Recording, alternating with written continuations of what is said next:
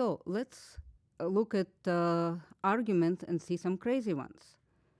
And we will see some crazy arguments because if you start with something that's self-contradictory, you could derive pretty much anything from it. And the classic example of it is by famous logician Bertrand Russell. Somebody asked him, well, if you claim that you could derive everything from something contradictory, from something that's always false, can you derive that if 2 plus 2 equals 5, then I'm the Pope? Bertrand Russell thought for a moment and said, well, yeah, sure. And here is the proof. So suppose 2 plus 2 equals 5. That's a given. That's a premise. If 2 plus 2 equals 5, then 1 equals 2. Just the usual rules of arithmetic, subtract 3 from both sides. Therefore, if 2 plus 2 equals 5, by the rule of inference modus ponens, we derive that 1 equals 2. So far, so good. And now Bertrand Russell says, look, me and the Pope are two people, and we just showed that 2 equals 1. That means that me and the Pope are one person, which is the same as saying I'm the Pope. So if 2 plus 2 equals 5, then sure, here it is, I am the Pope. That's a valid argument. Wait a moment, you say, how can such a crazy thing be valid? Remember that an argument is valid whenever if all premises are true, then the contradiction is also true. That is, if you take an end of all premises, then this implies contradiction. This formula will be a tautology. Every single cell in a truth table for this formula in the last column will be true. And moreover, this formula should be true even if you change the values. So in particular, if some of your premises are false, not a problem. It's even more a tautology. It's even more true if some of your premises are false. You don't even need to look at the contradiction, and at the conclusion. So alternatively, there can be an argument that's invalid, but you end up with something that's true. Here is one example. If 2 plus 2 equals 4, then 3 plus 3 equals 6. Okay, fine. That's kind of true. If 3 plus, then you say, well, 3 plus 3 equals 6. Fine, that also sounds true. And you conclude, that means that 2 plus 2 equals 4. But wait a moment, you started with something of the form P implies Q, and you concluded P. But P implies Q and Q implies P is not a tautology. So this argument is not valid, even though there is no objection to its premises and conclusion. It just, this particular conclusion does not follow from those premises.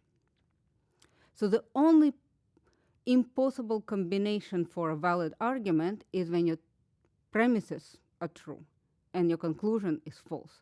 Having false premises, not a problem. Having a true conclusion, not a problem. But being valid, having true premises and having false conclusion, well, that cannot happen. So let's talk a little bit more about what is happening in the proof I am the Pope. First of all, let's introduce some terminology. We will call a list of logical statements inconsistent if you take an end of them, that's a contradiction. For example, if I say today is Sunday and today is not Sunday, you say, wait a moment, that can't be, that's contradictory. No matter whether it is indeed a Sunday, the whole sentence cannot be true.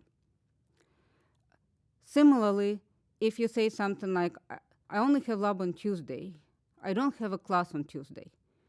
I have a class and lab on the same day, you say, wait a moment, that cannot possibly be true, no matter what, because if you do have a lab only on Tuesday, then you don't have a class on Tuesday. And if it's not Tuesday, you might have a class, but you won't have a lab, so you cannot have them on the same day. Yet another example, if the sky is clear, then the sun is shining. Okay, maybe. If it's night, then the sky is clear. Possible. It's night and the sun is not shining. Well, that's kind of true. But together, they don't quite make sense, because if it's night, then the sky is clear, and if the sky is clear, then the sun is shining, but we just say the sun is not shining. There is an internal contradiction in this list of statements. Inconsistent statements appear more often than you would imagine. So here is a real-life example. Here, the policy says that we have to change our password on the system every 6 months, or you'll get locked out of your account. Somewhere else, the policy says, if your device tries to access the system unsuccessfully several times, you'll be locked out of your account. So far, so good, or so you think. Think about this. Suppose you're trying to change your password. You may be doing it on your computer. At the same time, your phone is probably accessing your account just to read the mail. So while you're changing the password, in that little time between you changing the password on the computer and getting your phone will be trying to read the mail and will be unsuccessfully accessing your account. And that would result in you being locked out, even though you just changed your password, because your phone was trying to get to your mail. So if you look at those statements, then it's not consistent if you throw in a sentence, I'm not locked out of my account. This kind of suggests that checking whether a given list of statements is inconsistent is pretty useful. It's quite useful in practice, and soon we will see some ways of doing it. So let's go back to the arguments and to am I the Pope? Suppose you have an argument when the premises are inconsistent. Then anything can be a conclusion. Because no matter what scenario is, the part on the left of your implication will be false. And false implies, well, anything. So if I say today is Sunday and today is not Sunday, then 2 plus 2 equals 5, well, why not? The end of premises implied conclusion. That's weird, but kind of true. Similarly, the only time you could derive false is when your premises are inconsistent. Today is Sunday and today is not Sunday, therefore false. Yeah, sure, why not? Because false implies false, this is true. Here's a weirder example. Bears are black or bears are white. Okay, fine. Bears are black or bears are not white. Well, maybe. Bears are not black. I guess.